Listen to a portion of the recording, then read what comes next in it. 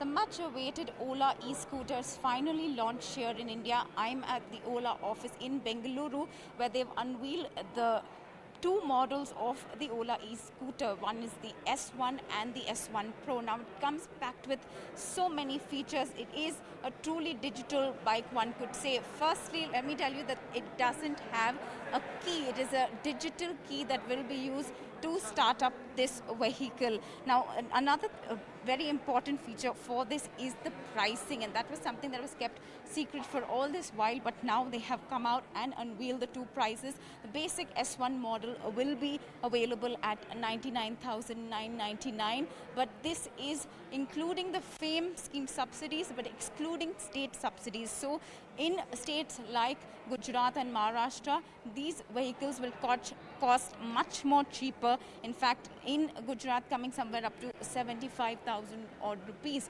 So that is something that people can definitely look forward to. The second model, the higher end model, is priced at 1,29,999 at the moment, and obviously the subsidies will be something that will be included as well. Now, what really people will really look out for is the fact that this is completely digital enabled, which means it has a huge screen, it has moods, it can play music according to your moods, it has sounds that can play for the kind of music you want to listen to. And let me tell you about the range. Now, electric vehicles normally are not known as much for the kind of speed that they will carry, but the basic model can go up to 90 kilometers, whereas the high-end model can go up to 181 kilometers in one single charge. So those are some of the features that people would definitely want to look out to. What we do know, like was mentioned, when it did launch in July, the registrations, when the bookings were open, they had about 1 lakh bookings on the very first day, and that has only increased since then. And now that bookings are open, this is going to go on roads from September 8th. Not on roads, but people are going to be able to book and purchase it from September 8th, and deliveries are expected by October. So there's a lot for people to look forward to when it comes to this e-scooter, especially at a time that people are really pushing to go green. The Ola e-scooter launch is something that people can really look forward to. On a day when Prime Minister Modi is talking about committing to an energy independent India by 2047, you have Ola that has officially launched its S1 and S1 Pro electric scooters. I'm joined with Varun Dubey, the Chief Marketing Officer at Ola. Varun, what are the key highlights of this scooter? If you can just sum it up for us on what are the things that people should really look out for in this scooter. Absolutely. We started with a very simple and clearly stated intent, where we said that the way to solve the electric market and how to transition the world to sustainable mobility is very simply to make the best product that you can make. And so we have built the best scooter in the world. That's what this one is really about. It has the best performance, it has the best technology, and it has the best design. If you just look at the scooters behind me, they're absolutely beautiful to look at, but they have incredible performance. They have a range of 181 kilometers, which has never been possible before. It's exponentially more than what anybody else has in the industry. It has a top speed of 115 kilometers per hour in a scooter. And it goes 0 to 40 in 3 seconds, which is faster than many bikes and even many cars. It has incredible technology that we've packed into this. From the sensors that detect when you're close and they open automatically, which is the digital key feature. The scooter doesn't come with a key. It has a 7-inch HMI. It has voice activation. It has speakers. It has music. It obviously has cruise control. So there is a ton of technology that we've built into this.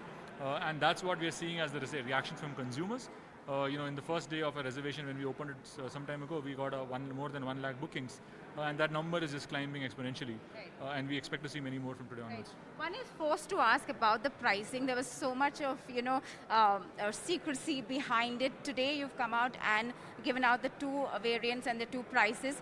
Is it competitive enough in this market, especially coming to India, where we do not have so many players at the moment? And do you think with the subsidies there are people who will be encouraged to go ahead and buy it? Yeah, we've been very, very clear, Stacy, in our intent from the start. We said we are going to build the best scooter in the world, and we're going to price it aggressively, and that's exactly what we have done. The prices for the S1 start at 99,999. That is without including any state subsidies. So in many places like Gujarat, this would be available for about 79,900 and at both these price points, it is a significantly better buy than any other scooter that you could buy, whether ICE or electric. And that's really what we are, we've been working on very hard, and we are very excited to bring this to customers today. And we will put this out for purchase from starting September 8. Consumers can reserve today, but the purchase begins on September 8, and we will start deliveries in October.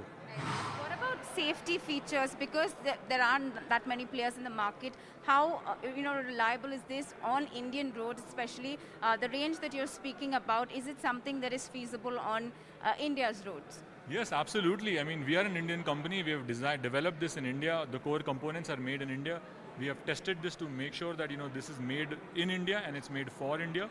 This is a global product, so it has absolutely the best quality.